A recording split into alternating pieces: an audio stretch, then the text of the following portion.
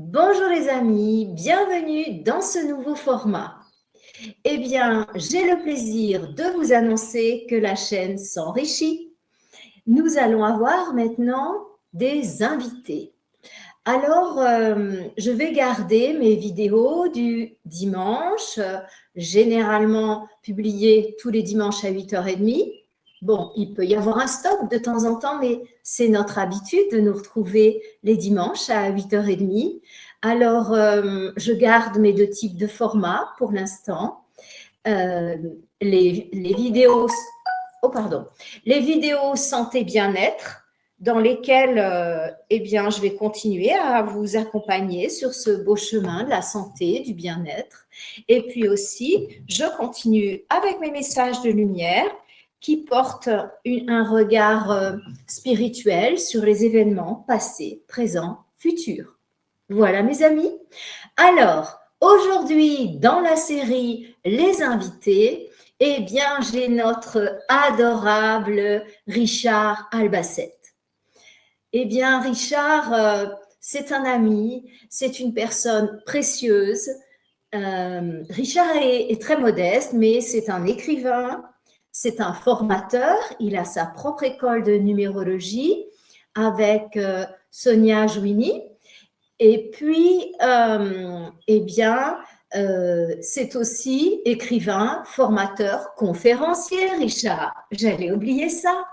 Eh bien, Richard, je te salue. Je te remercie infiniment pour ouvrir cette nouvelle voie et, sur notre chaîne.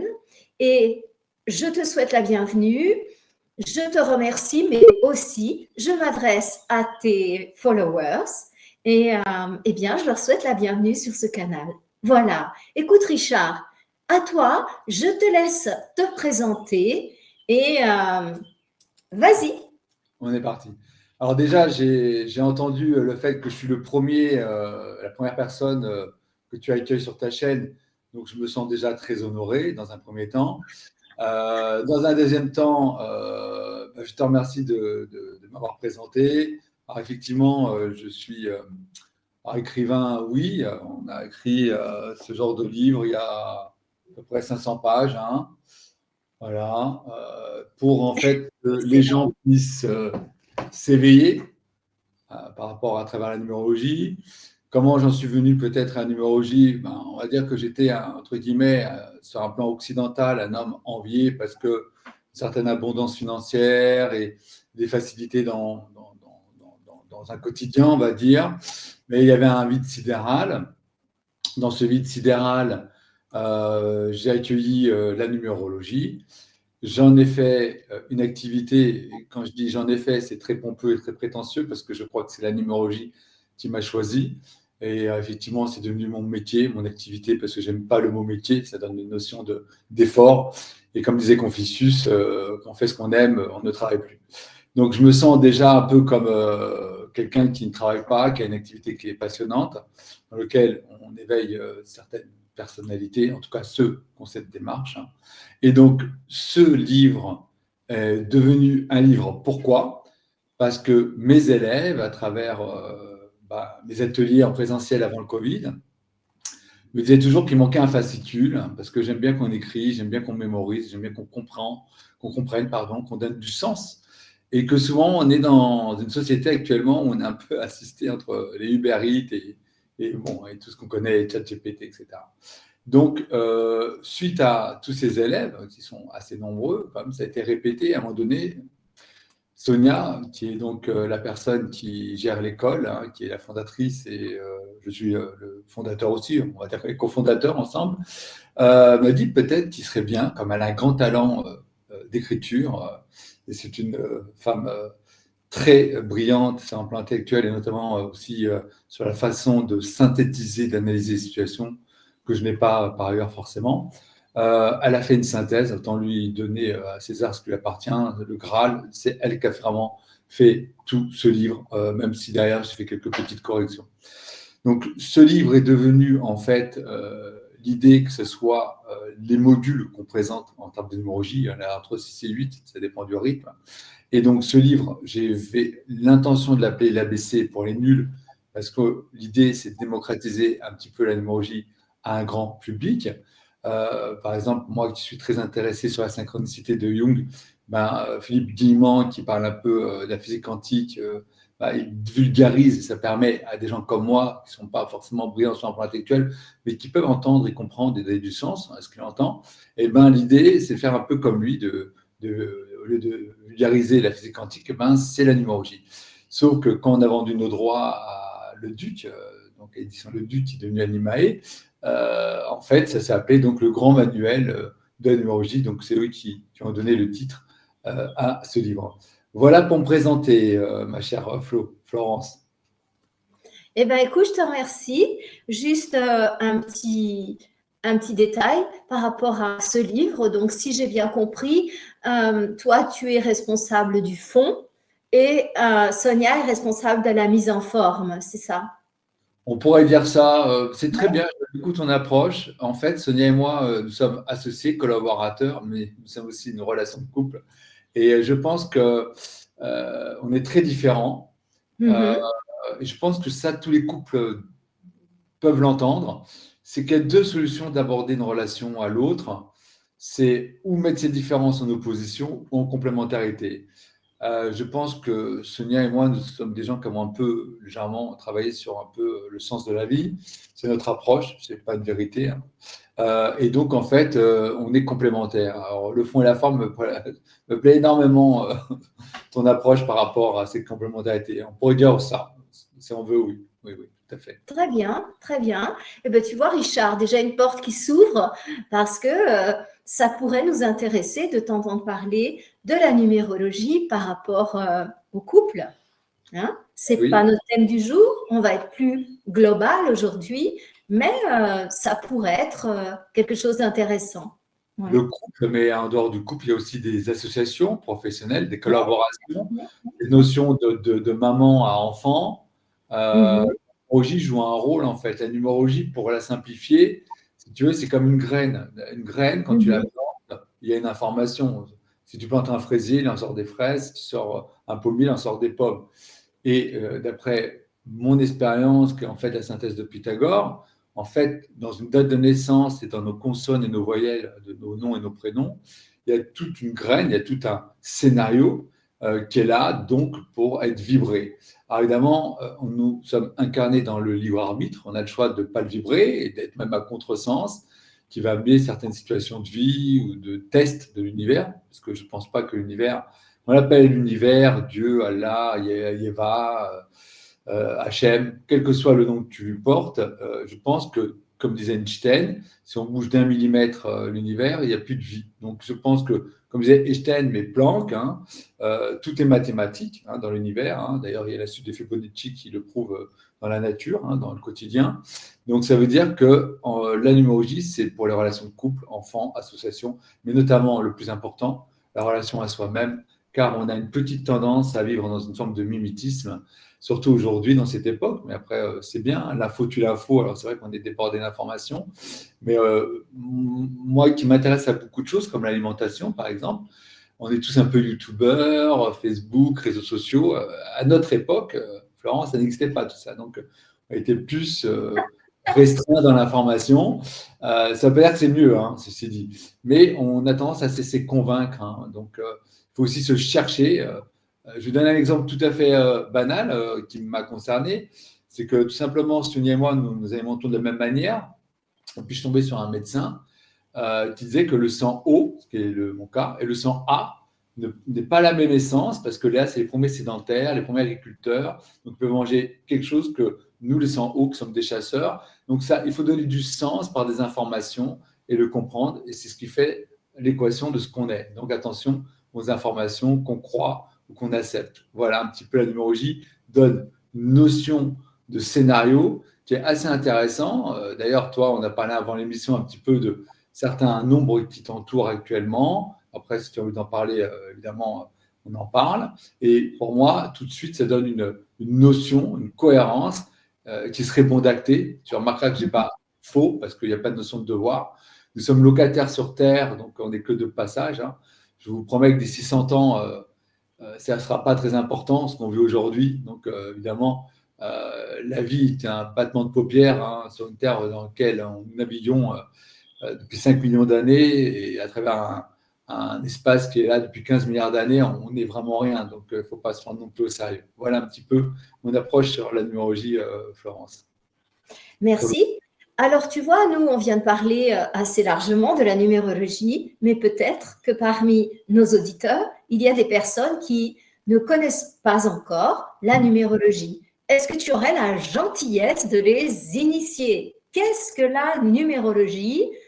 Et peut-être, dans un deuxième temps, peut-être que tu pourrais nous raconter justement ta rencontre à toi avec la numérologie. Mais commençons par qu'est-ce qu'est la numérologie?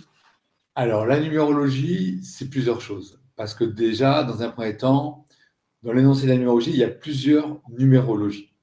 Il y a la numérologie karmique, tibétaine, il y a donc... après, est-ce qu'il y a une meilleure que d'autres? Je ne sais pas. La vérité, c'est que à chacun son goût. Hein. C'est comme un plat au restaurant. La numérologie a été faite donc, dans une synthèse par Pythagore. Je vais faire très bref parce que je pense que ça, c'est très, dans le livre très développé, sur mon site très développé. Alors, la numérologie est comme j'ai expliqué en amont, c'est des nombres qui lèvent l'ombre.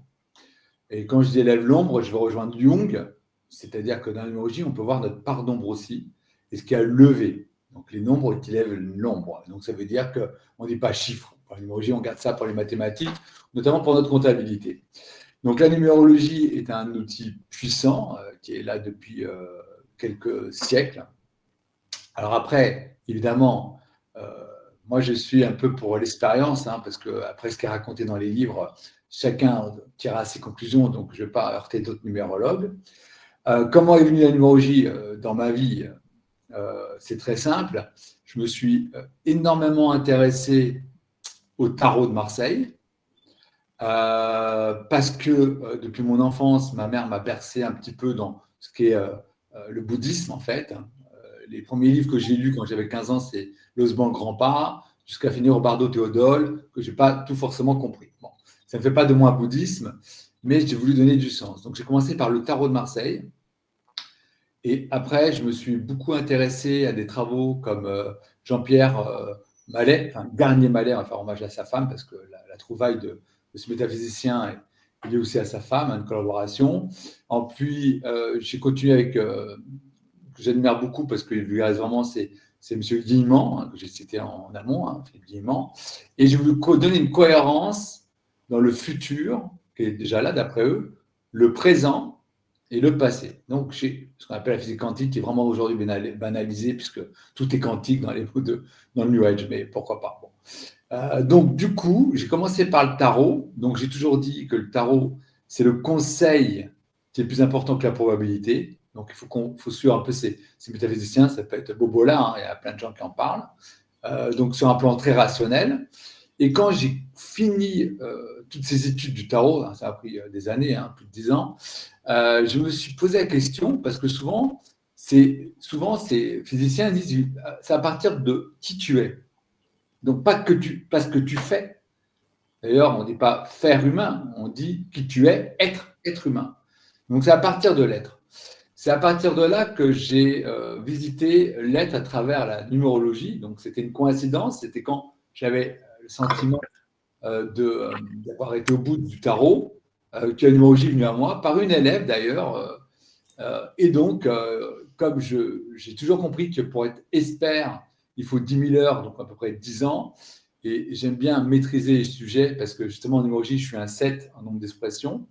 Qu'est-ce que c'est un 7? Ce sont des gens qui vont mettre en opposition. Si vous êtes né à 7, si vous avez un chemin de vie 7, s'il y a un 7 dans votre thème, ça veut dire que ce sont des gens qui vont chercher les oppositions pour avoir leur libre pensée et en tirer leurs conclusions. Ça s'appelle la synthèse.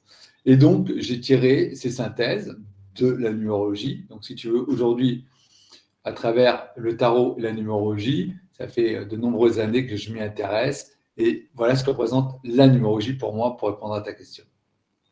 Merci Richard. Très intéressant, vraiment. Ta vision large et j'aurais envie de dire, entre guillemets, holistique. Oui, très intéressant. Mais tu vois, sur cette chaîne, nous sommes des curieux et nous sommes des créatures en croissance.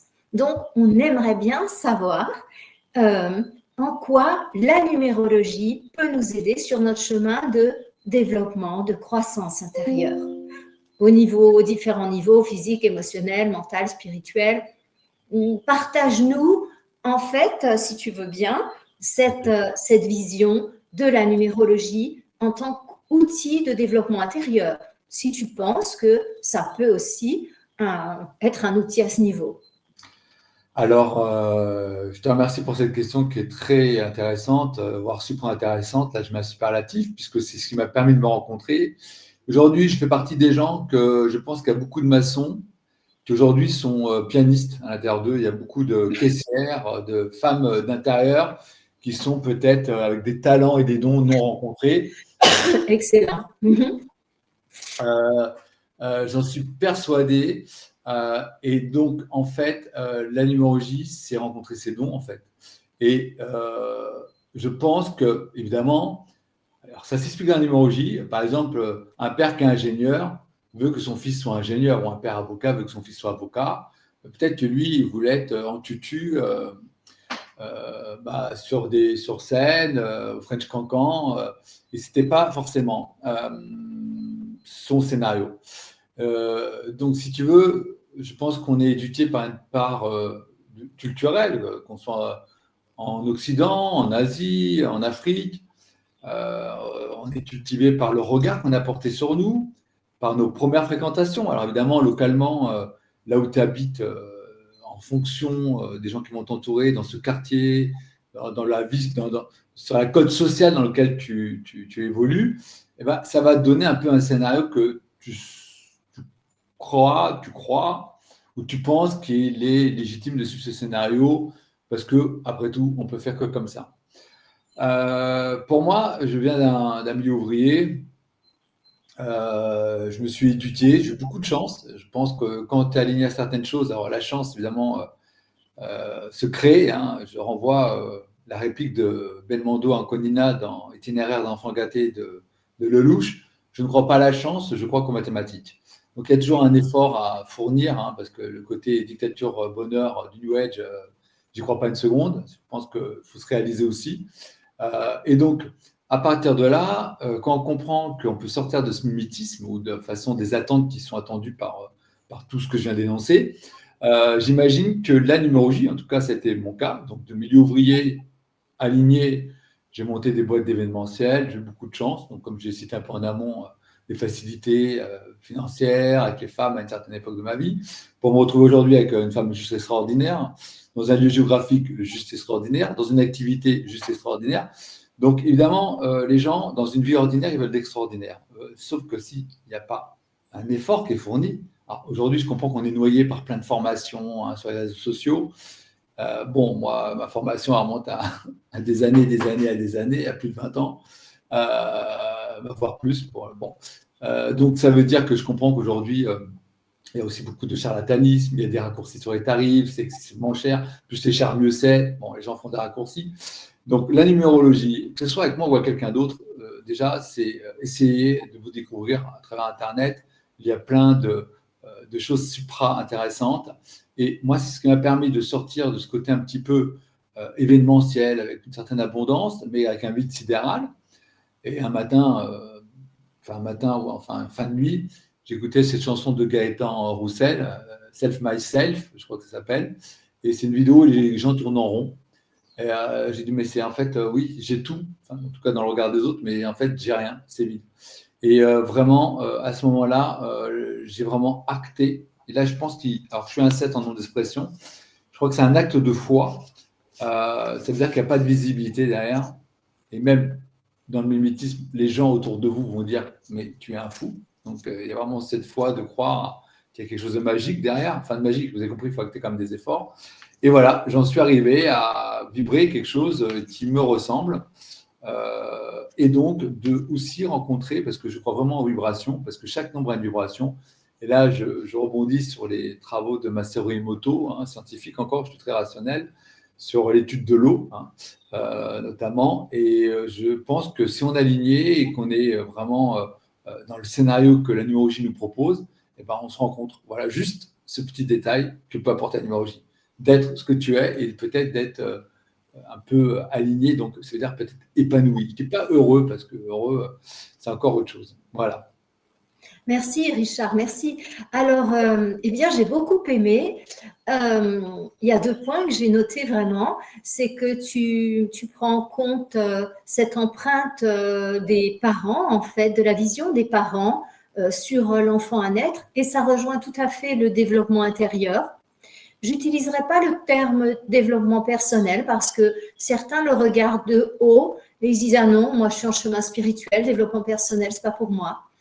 Bon, si je peux me permettre, avant de pouvoir réaliser sa pure lumière, eh bien, il va falloir nettoyer en fait l'enveloppe. C'est-à-dire que lorsque je vous dis ça, je vois une lumière qui est dans un globe comme ça. Ce globe, eh bien, c'est la personne. Peut-être qu'il faut éviter d'utiliser le mot ego.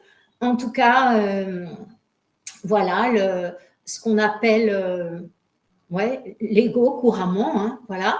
Et puis, donc, pour voir cette lumière et pour qu'elle se révèle pleinement, eh bien, évidemment qu'il va falloir faire le travail de nettoyage de l'enveloppe, quoi.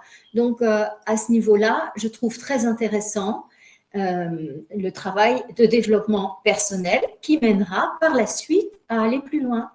Donc, dans ce cadre, eh bien, bien sûr, Richard, que tu connais Marc Fréchet, qui était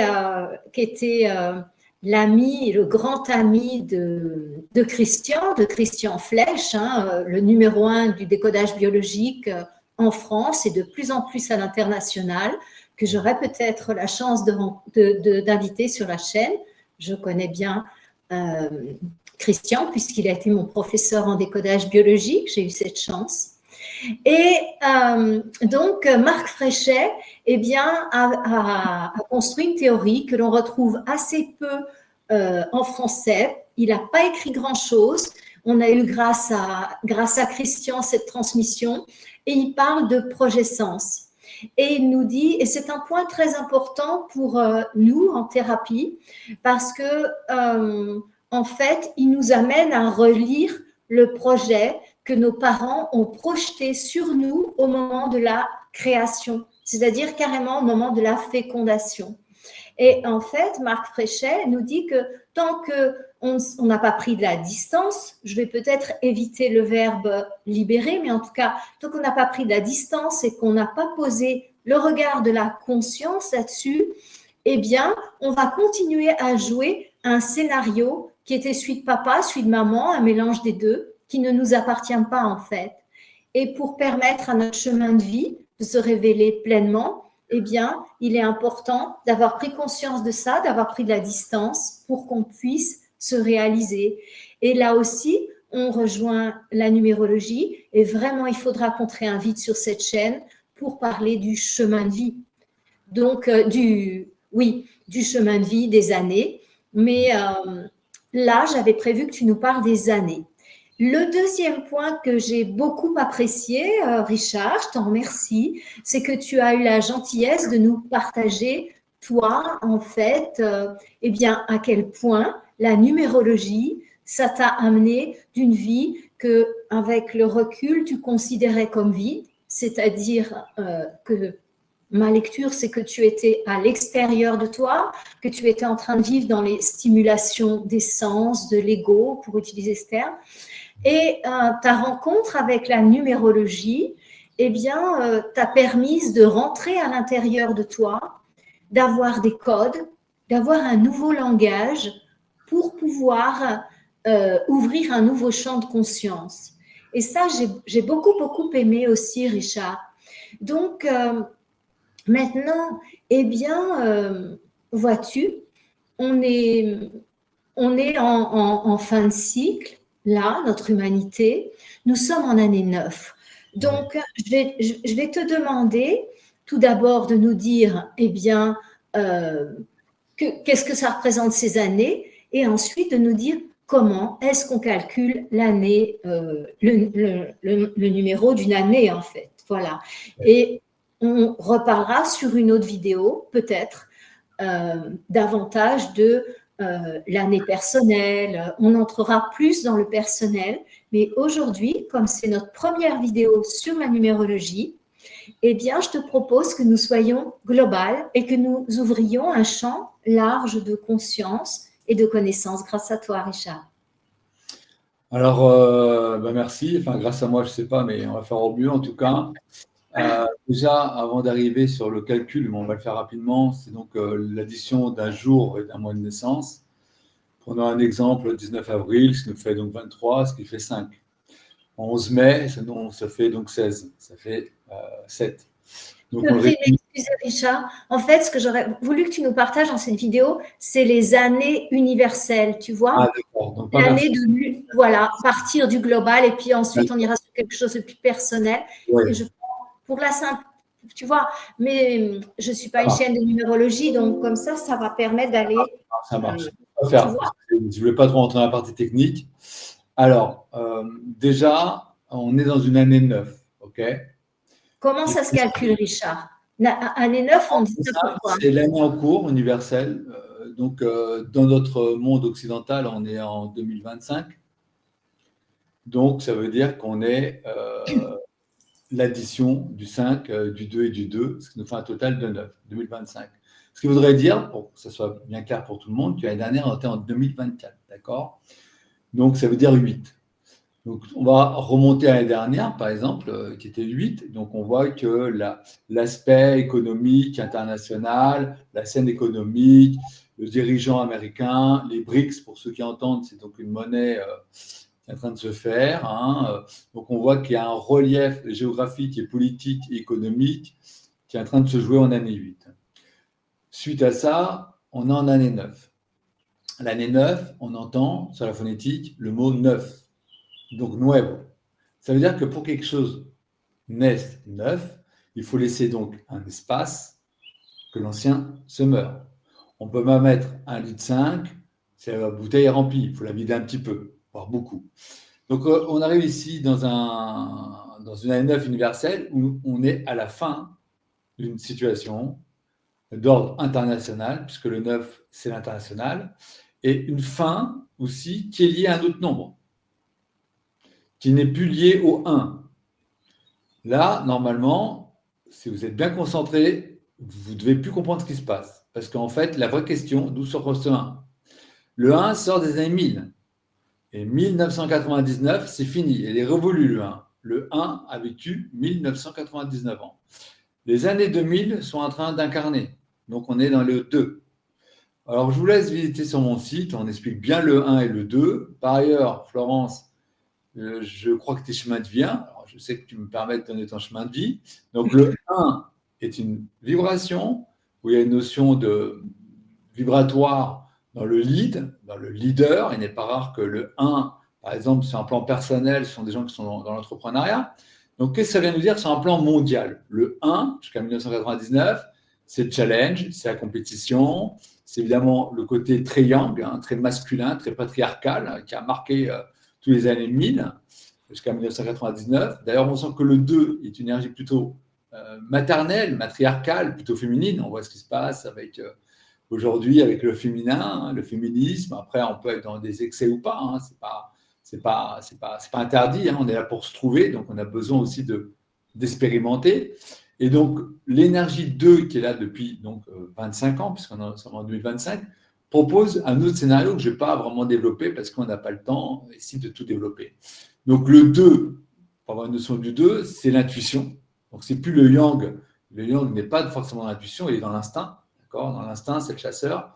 Le 2, il est plus dans le ressenti. Le 1 est plus dans l'analytique. Il est plus dans le… Vous voyez, le 1, il y a un chapeau en haut, donc il est plus dans la tête. Vous voyez ? Le 2, vous voyez, là, il est un peu arrondi au niveau du ventre. Voilà, il est plus dans le ressenti, c'est la femme enceinte, il est plus dans l'intuition. Donc, on rentre dans un monde, on le voit bien aujourd'hui, que les personnes sont en train de quitter un petit peu ce monde un petit peu analytique. On voit bien que même sur les partis politiques, on voit bien que les gens ne sont pas en train d'avaler, comme à une certaine époque, par l'analytique. On est plus dans un ressenti, une confrontation en train de se changer. Et donc, dans cette année 9, pour ne pas trop rentrer dans le détail, parce que sinon je vais me perdre même moi. Donc, l'année 9, C'est comme si on arrive à la fin d'un cycle, et dans ce cycle, on repropose un nouveau cycle. Et alors maintenant, ceux qui vont dire, oui, mais qu'est-ce qui va arriver? Ça va dépendre que de nous, en fait. Alors, tu parlais tout à l'heure de l'ego. Alors, qu'est-ce que c'est l'ego, déjà? Parce que ça correspond bien. Alors, je parle de l'ego, pourquoi? Parce que les années 1000, le 1 est relié à l'ego. Ceux qui ont un chemin de vie 1, c'est souvent qui sont là pour travailler l'ego. Parce que peut-être, pour ceux qui ont cette croyance, dans les vies antérieures, ils ont peut-être été dans une forme de soumission, par exemple. On va pas... Donc, ils sont là pour développer l'ego. Donc, les années 1 se terminant, qu'est-ce que c'est l'ego? Il faut le déterminer. L'ego, en fait, on va le mettre comme un instrument de musique. Par exemple, un violon.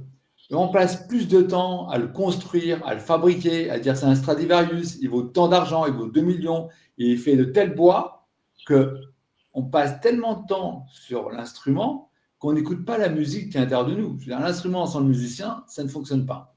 Moi, en quoi, si tu veux chanter mettre en œuvre musicale Claude Debussy, Clair de Lune que j'adore, voilà. Donc, l'instrument ne sert simplement qu'aux musiciens. Et là, on n'est plus sur l'instrument. Les années 2000, avec cette année 9, nous amènent sur un bouleversement d'être plus sur le ressenti, moins sur l'instrument, donc moins dans l'ego et plus dans l'être. Et comme je disais tout à l'heure, on ne dit pas, l'être n'est pas déterminé par le faire humain, on ne le dit pas, on dit par l'être humain. Donc là, je pense que, et d'ailleurs, je vous invite à regarder vraiment Philippe Guillemant, parce qu'il parle vraiment de ce qui va arriver. Hein. C'est un physicien, hein. C'est pas, il sort pas de... Voilà, c'est un physicien, c'est quelqu'un hautement intelligent et comme toute humilité, il se dit non intelligent. Mais comme disait Socrate, il disait qu'il sait qu'il ne savait pas. Hein, je ne sais que je ne sais pas. Donc voilà, c'est souvent ces gens-là qu'il faut écouter. Donc voilà, donc la probabilité à venir, c'est un peu nous qui allons, en fonction de nous, de nos choix, et de s'éloigner de notre ego et de cet instrument qui va changer peut-être ce monde en quelque chose de meilleur. Voilà, Florence. Excellent. Alors, est-ce que je peux te demander un petit exercice de style et nous parler de chaque année, en fait, pour qu'on ait une idée de ces cycles, en fait, pour l'humanité. Donc, tu as déjà commencé à le faire en nous parlant de l'année 9, de l'année 1. Mais est-ce que tu pourrais nous donner une vision comme ça, un petit peu globale? Eh bien, l'année 1, pour l'humanité, il y a telle tendance. Tu vois, les followers de cette chaîne savent que on ne fait pas de la prévision à long terme comme ça, mais on va simplement parler d'une énergie, d'un mouvement possible de l'énergie, et qu'on retrouve ça dans la numérologie, dans le tarot. En voyance, c'est un peu différent parce que quand on est assez proche des événements, si on se place sur un certain plan de conscience, il y a moyen de voir plus ou moins. Mais comme tu le sais maintenant, les lignes de temps changent tellement rapidement que même en voyance, c'est très perturbant par rapport à ce qu'on vivait il y a 10 ans, 20 ans, qui était beaucoup plus clair. Enfin, tout ça, Richard, pour te demander de nous donner cette note comme ça, une année 1, qu'est-ce que c'est? Qu'est-ce que c'est peut-être un symbole du 1? Peut-être comment il résonne, ce symbole aussi en nous? Parce que ça s'écrit comme ça, dans notre alphabet latin, là. Et ça sera différent, par exemple, en sanskrit, en hébreu, ça correspond à des lettres dans ce cas-là. Mais tu pourrais nous donner en cours, comme ça, une petite vision de chacun des numéros de 1 à 9. On pourrait explorer ça? Bien sûr. Alors, tu as dit très important, donc je développe ça. Tu as dit en fait, les voyants, on ne peut pas voir l'avenir comme avant. Alors, ça, c'est pareil pour les années que je vais annoncer. C'est pareil, il n'y a rien. La numérologie ne détermine pas le vécu. Ça aide à le comprendre. Le tarot ne fiche pas le futur, ça l'aide à l'anticiper. D'accord, Richard, c'est une énergie que tu vas nous partager, un type d'énergie. C'est ça. Mais avant d'aller sur les énergies, tu as dit quelque chose d'important, les lignes du temps, c'est les résonances de Schumann. C'est-à-dire qu'aujourd'hui, la pensée va s'inscrire, ou l'inconscient va s'inscrire plus vite dans la matière. Ceci dit, je vais passer donc aux énergies des 1 et des 2, etc. Merci. Donc, le 1, en fait, déjà, il faut comprendre que tu as un enfant de 0 à 9 ans, il s'individualise. Le 2, de 2 à 18 ans, c'est ses premières amitiés, ses premiers flirts, etc. etc. Et bien, c'est exactement pareil. Un homme de 40 ans, En 4, il va structurer sa vie professionnelle, en tout cas normalement, on va énoncer. Hein. Donc il structure, il solidifie, il stabilise. Donc tous ces nombres-là ont un scénario, on accepte ou pas.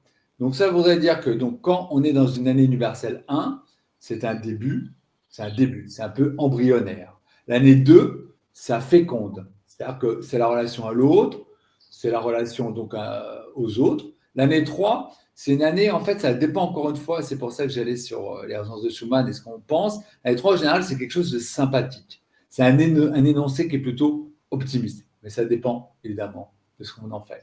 Le 4, c'est la structure. Donc là, c'est des élans où il y a beaucoup de, on va dire, beaucoup de ténacité, c'est à la force du poignet, avec peu de résultats, mais il faut structurer, c'est la partie de la vie. Hein. Le 5, ça invite au changement, évidemment, les années 5, un changement. Alors, par exemple, le 5, c'est un changement qui va être positif, mais aussi négatif. Hein. Voilà, hein. Par exemple, Lincoln était 5 et il a fait des choses positives, hein, pour citer. Donc, c'est une année universelle 5 qui amène à un 6. Le 6, c'est un peu l'amoureux dans le tarot, c'est le choix. Le choix des gens, enfin, de l'humanité. Le 7, c'est la réflexion. Donc, c'est plutôt conceptuel. C'est comme, on cherche une forme d'authenticité, de vérité. Donc, l'humanité prend un peu de recul. Le 8, je l'ai énoncé tout à l'heure, donc c'est un bilan, hein, j'en ai parlé avant le 9. C'est un bilan qui est souvent lié au capitalisme, à l'argent, mais aussi au pouvoir. Alors, le pouvoir, qu'est-ce que c'est un pouvoir? Il faut énoncer, donc chacun aura sa conclusion. Et le 9, c'est le deuil. Donc voilà, et là, donc, on repart l'année prochaine, en 2026, sur une nouvelle possibilité.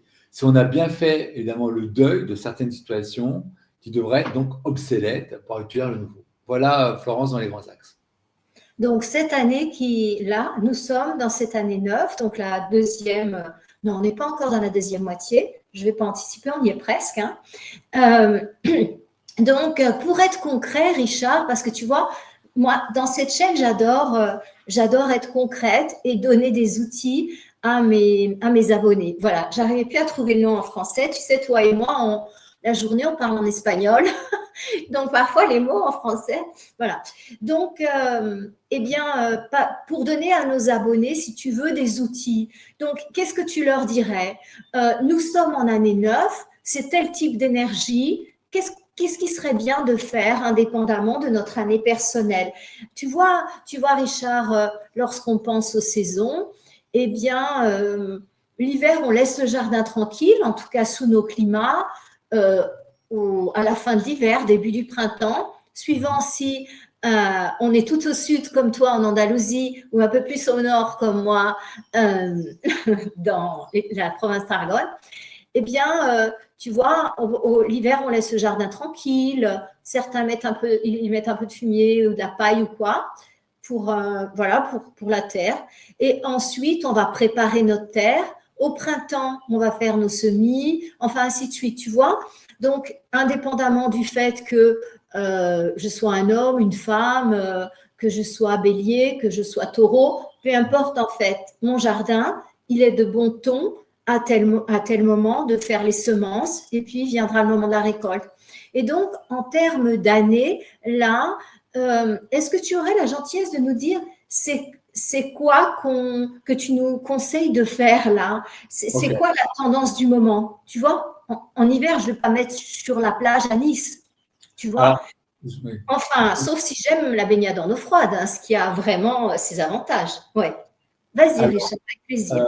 Enfin, un thème général, comme tu as dit, c'est vrai que la Terre, c'est plus facile l'été, l'hiver, j'entends, sauf si tu habites au Nebraska ou à Johannesburg, en Sud-Afrique. Hein, c'est pas le même énoncé. Ce que je veux dire par là, c'est il est bon de toujours personnaliser l'année personnelle avec l'année universelle. Ça étant dit, je vais quand même dire quelque chose d'assez général. Bon, alors, merci. Alors, le 9 vous invite de manière générale d'être tout ce qui est obsolète, tout ce qui n'est pas en résonance, mais non pas sur un plan analytique, parce que le 9, c'est de l'émotionnel, d'accord? Donc, c'est sur une partie au ressenti. On dit que le 9, c'est le nombre du médium, d'accord? Donc, le 9, c'est le nombre le plus émotionnel, hein, c'est 3, 6, 9, c'est les tris. Donc, je vous invite de tout ce qui est plus en résonance avec vous. Alors évidemment, j'invite à la diplomatie. Hein. C'est pas non plus parce que le 9 peut inviter aussi à être un peu explosif. Hein. Parce qu'on dit toujours que le 9 est un nombre du philanthrope de Gandhi. C'est vrai, mais c'est aussi le nombre de Pablo Escobar, de Madoff. Donc c'est encore une fois ce qu'on en fait. Hein, d'accord, hein, je parle des chemins de vie, là, en l'occurrence. Donc tout ce qui n'est plus en résonance avec nous, voilà, bah, il faut le quitter. Je veux dire, voilà, on évolue. Les êtres évoluent. La personne que vous étiez à 15 ans n'est pas celle qui est à 70 ans. Les certitudes s'en vont. Hein. Comme disait Wayne Dyer, ce qui était vrai le matin n'est plus l'après-midi. Il voulait dire ça. Alors, il est taoïste. Il voulait dire ce qui était vrai quand j'étais jeune n'est plus en fin de vie. Je pense qu'on est dans une évolution. Le corps se transforme. Hein. Un organe, c'est 3 mois. L'ossature, c'est 7 ans. Enfin bon, je ne parle plus des nombres. Mais le corps que j'avais il y a 10 ans n'est pas le corps que j'ai aujourd'hui. Mes pensées non plus, mon émotion non plus. Donc voilà, c'est amener un changement. Donc on n'a pas peur de quitter des situations, des événements, voire peut-être des personnes, mais toujours avec amour. Parce que le 9, c'est aussi le nombre universel. La tête est en haut, c'est un rond en haut. Donc c'est une horizon large. On a le droit de quitter des situations en étant vraiment en quittant avec le cœur. Et c'est le nombre du pardon.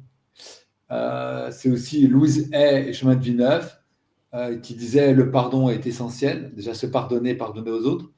Donc c'est quitter une part aussi de nous qui est peut-être en train de mourir. Donc c'est dans une relation, c'est dans une situation, c'est dans un métier, dans une activité. Et puis il faut dire au revoir pour accueillir le nouveau. Alors c'est pas confortable, voilà, de manière universelle. C'est beau sur le papier de la façon que j'annonce ces choses, mais c'est pas quelque chose qui est forcément confortable à vivre dans notre violon, dans notre Stradivarius, dans notre ego. Mais c'est peut-être ce que demande l'être, en tout cas notre âme. Voilà. Richard, qu'est-ce que tu nous conseillerais de développer comme capacité pour que ça se passe bien cette année? Est-ce que tu nous parlerais de résilience? Est-ce que tu nous parlerais… Quelle capacité il est important qu'on nourrisse en nous pour être fluide, pour surfer, tu vois, sur l'année 9, sur cette deuxième partie d'année 9?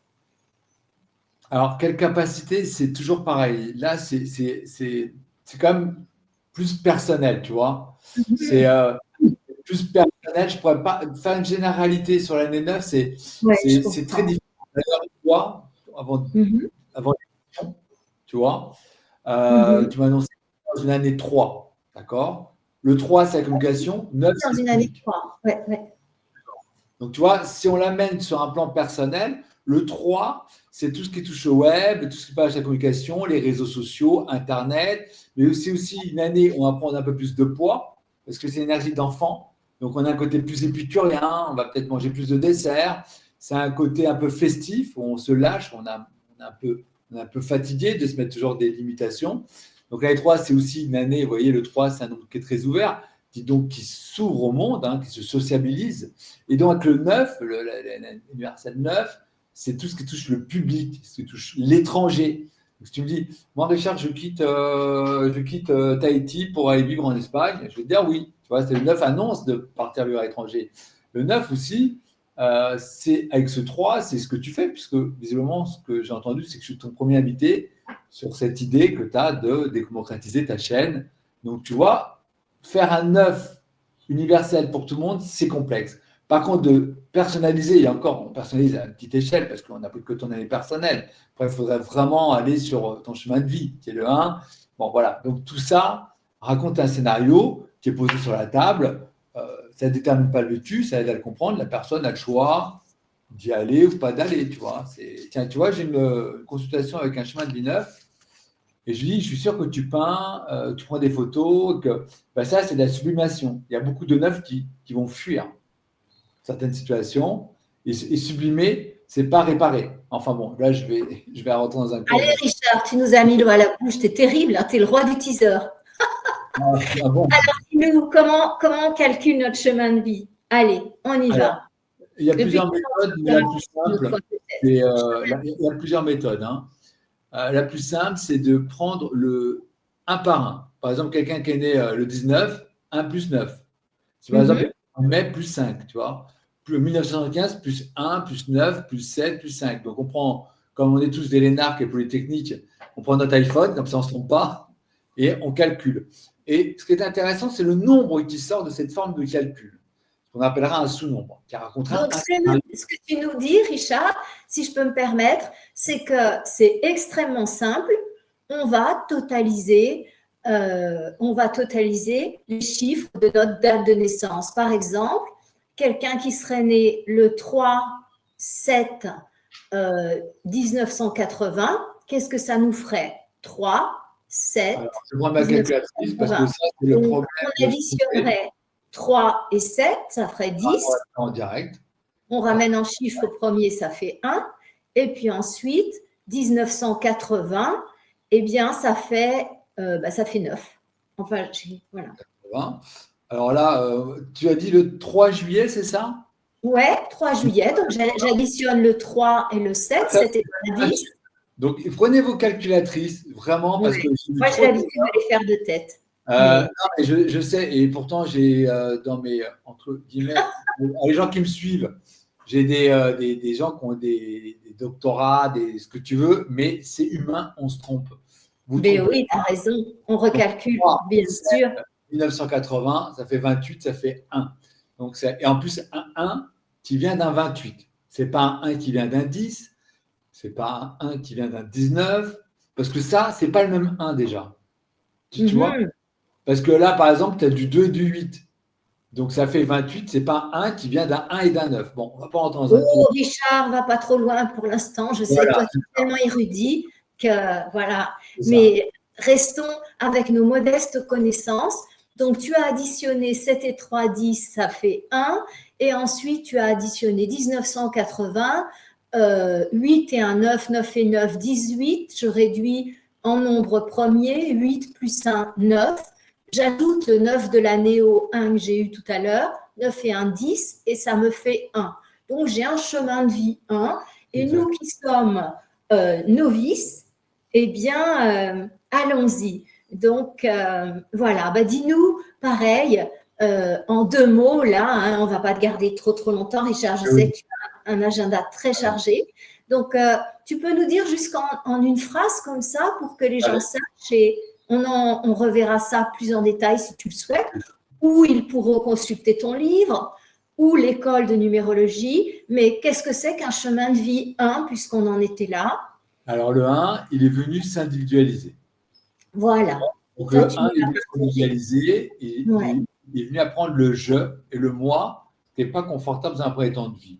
Pour ceux qui ont la croyance des vies antérieures, j'aime bien donner un petit mot, c'est peut-être des gens qui ont été un peu soumis, on va dire, dans les sommes des vies antérieures, et qui sont là pour être dans du 1. Et le 1, ça veut dire quoi? Ça veut dire être dans l'entrepreneuriat, dans le leader. Alors souvent, on peut être seul. J'en parle dans plein… Là, justement, je vais sortir une série la semaine prochaine de ce qui a travaillé sur les chemins de vie. Alors, ce n'est pas sorti, ça sera sorti dimanche. Je crois que j'en vais sortir une. Richard, on mettra le lien. On mettra le lien avec ta chaîne. Hein. Donc, le 1, c'est s'individualiser. Le 2, c'est coopérer. C'est le lieutenant, c'est la personne qui est dans l'ombre. Et donc, c'est la personne qui doit accompagner. Quand je dis elle doit, ce serait bon d'accompagner. Le 3, c'est un peu l'artiste, le créatif. C'est la personne qui est là, qui a une énergie un peu enfantine et qui donc est là pour s'amuser, mais en même temps pour communiquer. On va prendre l'exemple de Simone Veil qui a laissé un message. Voilà. Le 4, il est là pour structurer, il est là pour apprendre la ténacité, la persévérance. Donc, ce n'est pas du 3. Hein. Le 3 peut être au bon endroit au bon moment avec les bonnes personnes. Lui, le 4, ce n'est pas la force du poignet, c'est par le mérite. Voilà. Donc, c'est souvent des gens qui ont des réussites. Voilà. Ensuite, ça dépend de ce qu'on appelle réussite. Mais je vais faire vite parce que j'ai compris que Florence voulait quelque chose de très court. Ah, mais tu peux prendre ton temps, Richard. Moi, j'ai du temps, hein, mais c'est plutôt… Non, mais tu as raison. Après, je vais me perdre et je vais être trop dans la technicité et ce n'est pas intéressant. C'est toi qui as raison. C'est intéressant. Mais nous sommes… Tu vois, en ski, avant d'aller sur une piste rouge, d'abord, on passe par une verte. On y va gentiment. Oui. Là, on est sur la verte. Tu as raison. On est sur la verte. On ne peut pas développer. Alors, on était au 5, par exemple, le 5. Si je développe juste un peu le 5, qui est dans les vies antérieures, c'est quelqu'un qui a pu être raciste. Donc, ça veut dire que peut-être dans cette vie-là, il va beaucoup voyager, il va se mélanger à des cultures différentes, il va parler plusieurs langues. Donc, en fait, le 5, il va réussir à partir de la discipline. S'il reste dans le mouvement, à un moment donné, il se perd. Ça s'appelle la fuite. Tu vois, on peut donner le 6, par exemple, c'est vraiment la personne qui est responsable. Mais la possibilité du 6, du chemin du 6, c'est d'être ou serviable, ce qui est le 6, parce que c'est le premier nombre en conscience, il est là pour servir. Donc, il y a pour beaucoup de médecins, d'infirmières, de thérapeutes, de vétérinaires, etc. Il y a cette notion de service, quoi qu'il en soit, et beaucoup aussi d'artistes, hein. Il y a beaucoup de coiffeurs, d'esthétiques, etc. Donc, ce 6 amène quelque chose de serviable, dans une notion de service, mais non pas de servitude. Parce qu'à un moment donné, on peut être dans la servitude et s'oublier. Voilà, c'est 33, nombre du Christ, voilà, donc le sacrifice. Bon, donc il y a plein de scénarios par rapport à ces nombres. Mais c'était juste pour dire que ça se développe. Mais de manière succincte, le 5, c'est le changement, le mouvement. Le 6, c'est quelqu'un qui est au service de, quelqu'un qui est au service d'un groupe, d'une famille, d'enfants. Voilà, c'est vraiment c'est le premier nombre qui est en conscience. Pourquoi? Parce que le choix serait bon que ce soit fait en conscience. Le 7, c'est l'observateur. Ceux qui ont un chemin du 7, c'est les gens qui observent. Ils sont différents de la masse des gens parce que la réflexion est poussée. En même temps, ça ne fait pas des bouts en train et ce n'est pas les plus sociables de la planète, mais ce sont des gens qui ont souvent des théories, qui ont une réflexion au-dessus de la moyenne. Et c'est donc l'observateur. Cette notion, on va les trouver souvent dans des métiers intellectuels, cérébrales. Hein. Il y a beaucoup d'informaticiens, de thérapeutes, de médecine alternative. Ce sont des gens qui sont là pour amener une réflexion. Le 8, c'est Richard Albacete. Tu es un 7, toi. Tu es un chemin de vie. 7. Moi, j'ai un chemin de vie 2. On dit 2-11. Ah, 2-11. Mais je me sers beaucoup du nombre d'expressions parce que le nombre d'expressions qui est dans mon livre, on va expliquer, c'est ce qu'on est venu incarner. Vous savez, ce qu'on il te dit, ah, t'as pas fait. Voilà. Ouais. Ce qu'on fait redescendre, voilà, t'as pas fait ton job, c'est qu'ils n'ont pas atteint le but. Donc, mon but d'incarnation, c'est du 7. Chacun a un but d'incarnation, ça se calcule par la somme des voyelles et des consonnes. On va pas aller là-dessus. Donc, le 8, c'est une notion de pouvoir. Alors, pouvoir lié souvent à des facilités peut-être financières, ce sont des karmiques, mais ça, c'est un autre débat. Mais après, qu'est-ce que c'est le pouvoir? Pour moi, avoir du pouvoir, c'est avoir une forme d'abondance, tu vois. Et l'abondance, c'est quoi? C'est une attitude. Donc, être bien avec ce qu'on a envie. Et comme disait Grand Corps Malade, on est riche à partir de combien? D'une femme et un enfant. Bon, donc, après, qu'est-ce qu'on appelle être dans l'abondance? Donc, le 8, il est là pour vivre dans une forme d'abondance et d'être dans le partage. C'est un nombre qui est très lié à la matière, mais aussi très lié à la spiritualité. Et enfin, le 9, en fait, c'est l'humanisme. Le chemin du 9, il est là pour apporter, par son expérience, non pas comme le 7 qui, lui, par des connaissances théoriques ou des connaissances livresques, a destiné un peu sa connaissance livresque. Le 9, lui, c'est plus lié à une expérience de vie dans lequel il va le partager. Donc, c'est un peu, pour moi, l'expérimenteur. C'est la personne qui est là pour expérimenter. J'ai envie de dire que c'est le chemin de vie peut-être le plus difficile. C'est le chemin de vie de Louise Hay. Hein, c'est les chemins de vie les plus difficiles. Quand on rentre dans les détails, en tant que thérapeute, quand j'écoute leur vie, mais c'est le chemin souvent où on va se fermer. C'est pour ça que j'appelle ça le chemin du pardon. Parce qu'une fois qu'ils se sont pardonnés, qu'ils n'ont pas pardonné cette vie qui peut être très difficile, c'est le chemin du deuil. Hein. Une fois qu'ils ont pardonné, ce sont vraiment des maîtres penseurs, c'est des grands guides. Encore faut-il faire le chemin. Donc, c'est un peu le chemin du philanthrope pour résumer. Voilà pour le chemin du 9. Écoute, je vais te partager quelque chose. Je ne sais pas si tu connais Srimata Amritatandamayi Devi. Elle est mieux connue en Occident sous le nom de Amma. Tu sais, c'est le du 9, qui a plein de 9 partout, 999. Voilà. C'est la figure de proue de l'hindouisme. C'est le seul chef spirituel qui est une femme. Donc, elle est née le 9. 9. Ouais. Elle est née du 9. Et 1953. Donc, quand on ajoute 9. Et son total, donc, ça refait 9. Et elle incarne vraiment ce que tu disais, à la fois cette grandeur d'âme, ce don d'elle-même à l'humanité. Tout à fait. Ouais. Tout à fait. Excellent. Eh bien, écoute, Richard, je te remercie. Vraiment, c'était très invité.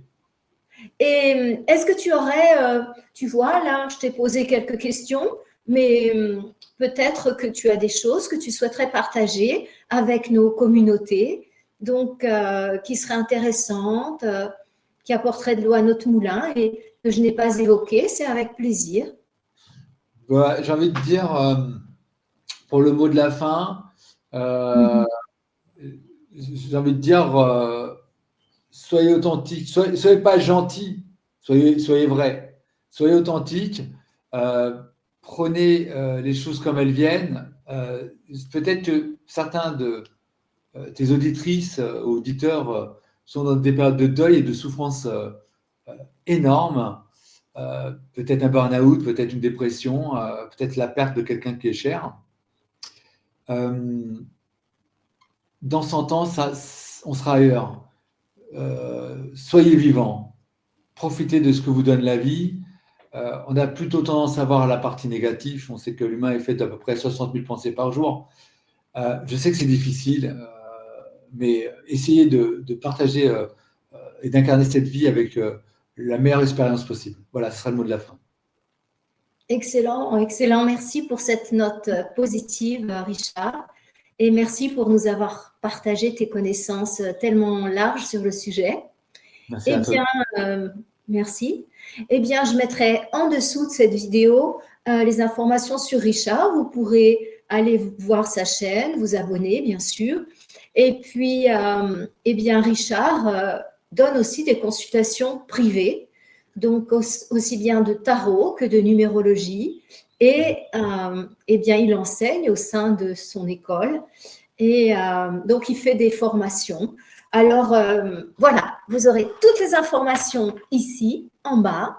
Je vous remercie pour être resté jusqu'à la fin.